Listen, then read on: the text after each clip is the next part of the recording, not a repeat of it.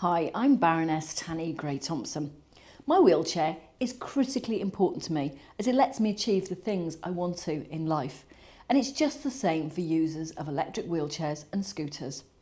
In this video, we will show how you can help ensure that electric mobility aids are not only carried safely, but arrive in one piece.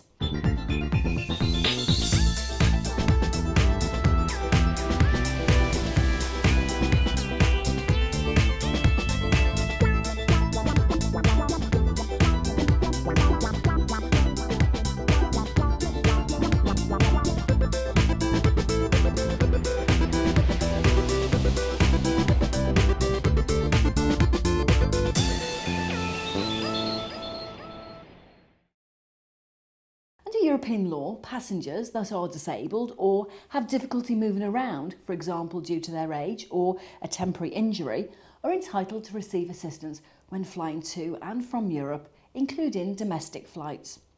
When a passenger wishes to travel by air with an electric mobility aid, the processes of all involved need to be coordinated.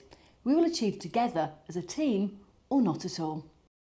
The law affects the whole of the air travel process, not just the flight itself, and so covers booking the flights, arriving at the airport, checking in, getting on and off the plane, and leaving the airport. Tour operators and travel agents have to pass on details of a passenger's needs to airlines, and they in turn must inform airports of the assistance the passenger requires.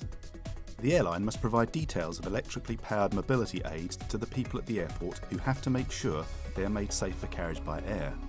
The airline must also ensure load planners are provided with accurate weights to ensure the aircraft is loaded safely. With so many people involved, communication is essential. Remember, one team, one goal. Clearly, if a mobility aid is too big to fit through the aircraft's whole door, it can't be carried. For a longer journey, the first sector could be on a Boeing 747, whilst the next could be on a small regional aircraft. These aircraft are obviously very different. Also, if instructions on how to prevent the inadvertent operation of an electric mobility aid are not available, this too will prevent carriage of the device. Posher is a sport played by disabled athletes. It's, I guess, the best way of thinking about it, likening it to French ball. It's a target sport game, so it's a jack ball, and it's the person that gets the closest ball to the jack scores points. Great Britain at the moment, from a team point of view, are gold medalists in Beijing. Hopefully, we should do pretty well in London. The chair is the big thing for us. You have to imagine it's almost their life support system. If we get to a venue and there's a problem with the chair, they can't compete, so that's the end of their tournament. If it's a travel agent or it's dealing with the airline, try and provide them as much information as we can. This is a critical part of their equipment, and they need to arrive and have confidence that those chairs are going to be in one piece. So that's what we've learned from travel. Good morning, British Airways. You're speaking to Rainu. How can I help you? Hello, Rainu. I'm calling from the Great Britain Boccia Squad, and I'm calling to request special assistance for the group that are travelling out to Oslo. Okay, do you have the booking reference, please? Yeah, the booking reference is BB67XY. That's correct. Can you confirm your name? Giving plenty of notice of passenger needs will identify any potential problems with carrying electric mobility aids in good time. So it really is in the passenger's best interest to pre-notify the airline of their requirements. Lovely. Will any of the group be travelling with electric wheelchairs? Yes, they will. Okay, I will need to take some details, please. Yeah, the details. I now have details of the special assistance required. 7 of the team will be travelling with electric power chairs, so I have to check whether suitable information about the devices has been published.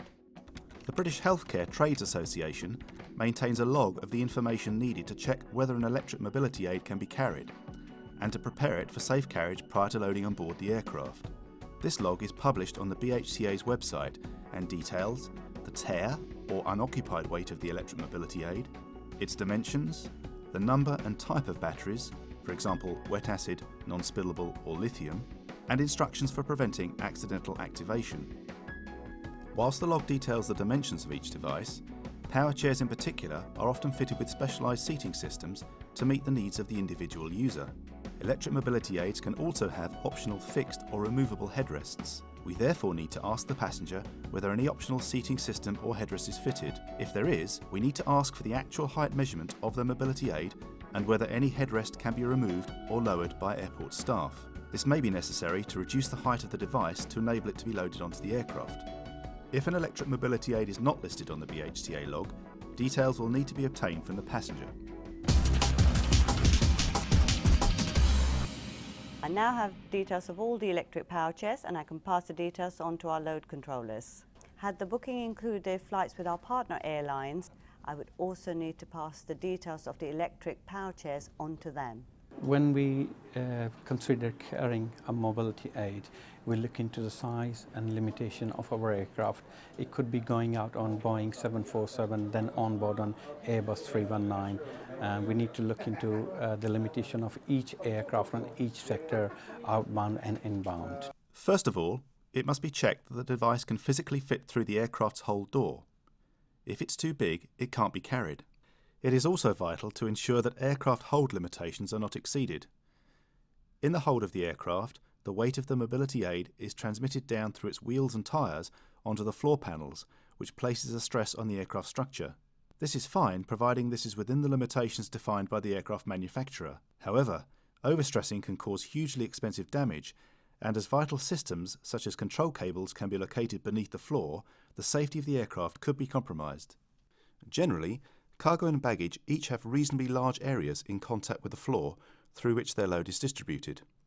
By comparison, an electric mobility aid transmits its load through a much smaller floor contact area. A mobility aid that weighs 85 kilos may have a footprint of less than a square foot. However, many aircraft have a limitation of 68 kilos per square foot. In this example, the aircraft loading limitations would be exceeded, so the mobility aid needs to be placed on load-spreading material of sufficient length and width to distribute the weight over an area that is allowable. Instructions on how the loading staff must achieve this should be included in aircraft loading instructions. Also, in the interests of flight safety, airlines must accurately calculate the mass and balance condition of the aircraft. Mass and balance calculations must take the tear, or unoccupied weight of all mobility aids, and any spreader boards into account.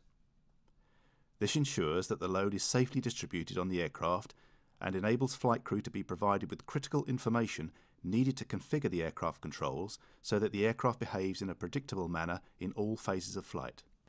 Electric mobility aids must be protected from damage, and so at the load planning stage it is preferable to plan to load them into a netted compartment without other baggage or cargo. This will also assist loading teams, as they should have better access to a greater number of anchor points for restraint purposes. Similarly, for containerised operations, where possible, electric mobility aids should be assigned unit load devices without other baggage or cargo. Load controllers have confirmed that we can carry all the electric power chairs, so I've updated the booking with the appropriate IATA wheelchair codes.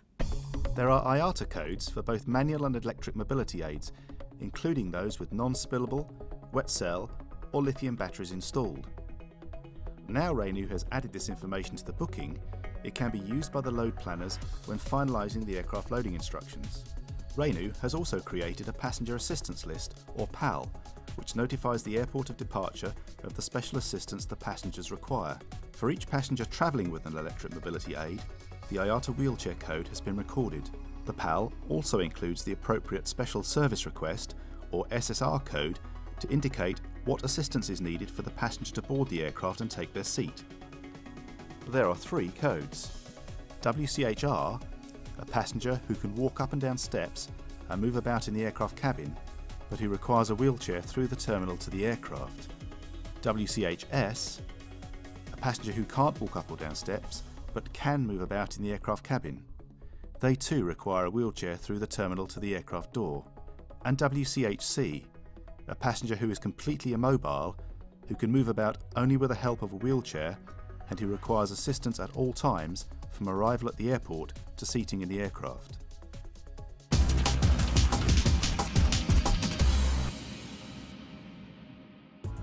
International requirements exist to ensure electric mobility aids can be safely carried by air, and how this is done depends on the type of battery which is fitted.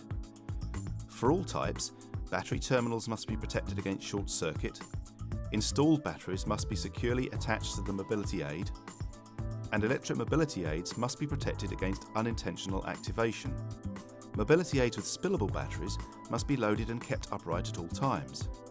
However, If this is not possible, perhaps because of the height of the hold ceiling, batteries must be removed and packed in strong, leak-proof packagings with enough absorbent material to absorb all of the acid should it leak. The package must bear a corrosive hazard warning label. Batteries must be removed from an electric mobility aid that is specifically designed to allow this for ease of transport, for example if the device is collapsible. Non-spillable batteries removed from such a device must be carried in strong, rigid packagings which must be stowed in the hold.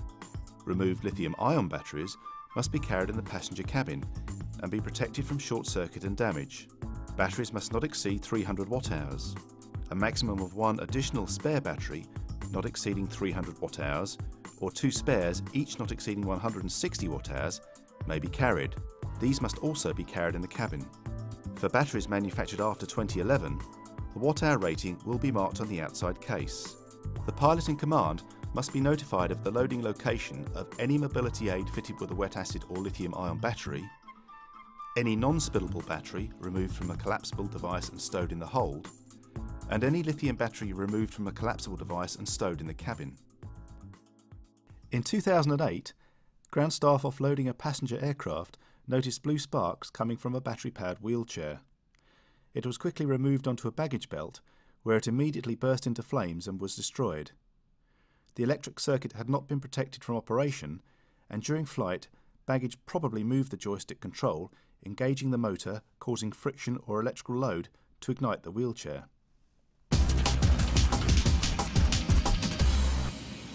There are many different types of mobility aids, often specific to the end user's requirements. Power chairs are often intended for long-term usage to alleviate medical conditions and provide postural support. Seating systems and headrests are often configured for the specific user, and this is why it's essential to ask the passenger whether these can be removed for air travel. Some may be bolted to the backrest of the chair. As you can see, the batteries on this device are fully enclosed by the casing, which protects the terminals from short circuit. Older devices may have exposed terminals which must be protected, for example by using insulation tape. It is very difficult to move an electric mobility aid when the drive system is engaged. This may also damage the motors or braking system. All powered wheelchairs and scooters have a freewheel mechanism allowing the product to be pushed and manoeuvred as required. There should be labels showing how this is selected. On a power chair, this may be done by pushing levers up like so, or by rotating a lever like so. There will be a lever for each drive wheel. The freewheel mechanism should be disengaged after loading, and at any other time the device is to be left unattended. Switching off a power chair may not prevent accidental activation. Even with the best efforts of loading staff to properly secure loads, there is the potential for baggage or cargo to move in flight, and this may accidentally switch devices back on. The circuits must therefore be inhibited. The easiest and quickest way to inhibit circuits is by inserting an AirSafe plug into the charging socket.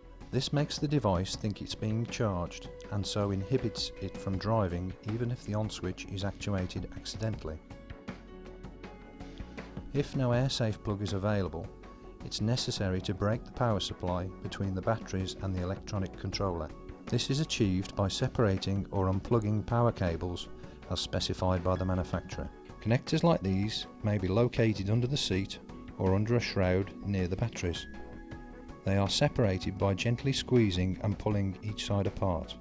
On some products, cables plug directly into the body of the power chair or into the joystick controller. Most connectors and plugs are shrouded to protect the terminals inside from any short circuit, but if you find any exposed terminals, protect these with insulation tape. The BHTA log explains how the appropriate cable plug or connector is found for each power chair listed. This is a scooter. Freewheel is selected by moving a lever in an upward or downward movement as indicated by the labelling on the device. If the scooter has a key to activate it, turn to the off position, remove the key and give it to the passenger for safekeeping. Otherwise, to inhibit the circuit, insert an AirSafe plug or separate the cable connector nearest the battery and protect any exposed terminals. Lifting equipment should be used when loading heavier mobility aids. When positioning in the aircraft, only handle power chairs and scooters using an accessible structural part of the frame. Regardless of battery type, Power chairs and scooters should not be stowed on the sides, as this can cause damage that might prevent use of the aid upon arrival.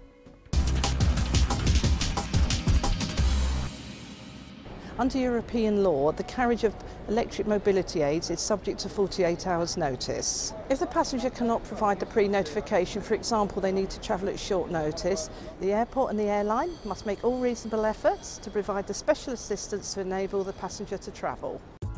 Passengers who have not pre-notified typically announce their intention to travel with an electric mobility aid at the check-in desk. However, if a passenger should first announce this to the service provider for persons of reduced mobility, or PRMs, for example if they checked in online and have no checked baggage, the service provider should notify the airline through its check-in staff. If the device is not listed on the BHTA log, suitable written information should be sought from the passenger or an accompanying carer if applicable. The details obtained must be checked for compliance with the airline's aircraft limitations. If an airline is unable to satisfy itself that an electric mobility aid may be carried safely, its carriage must be denied.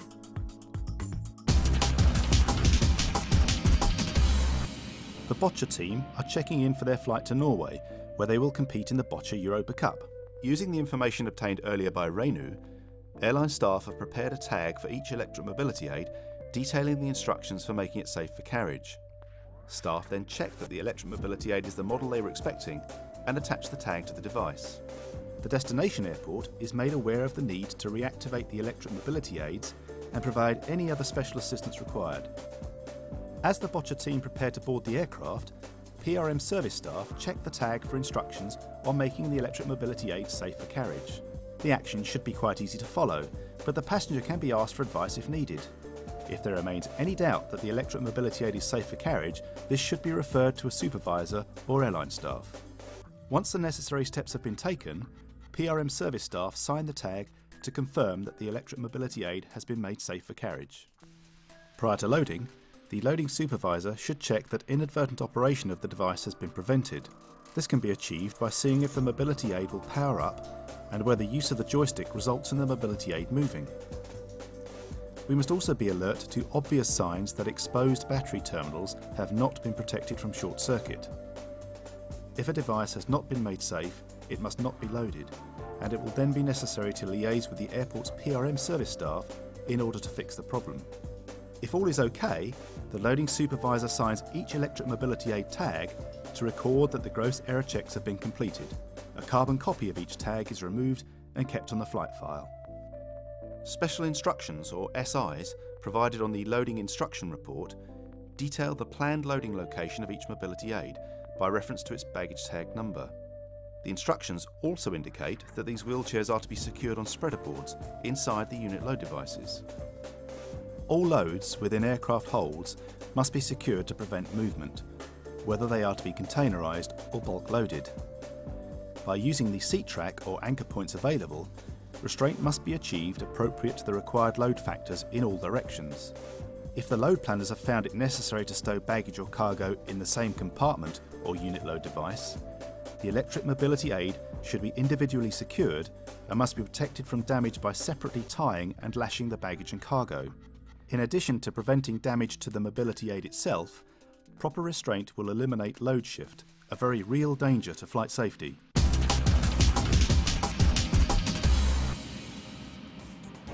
With the loading and documentation in order, the team's flight is good to go. On arrival at Oslo, the electric mobility aids are taken to the air bridge, where airport staff reactivate the devices by reversing the instructions detailed on the tags. As everyone has successfully played their part, the bocce team can now play theirs at the Europa Cup.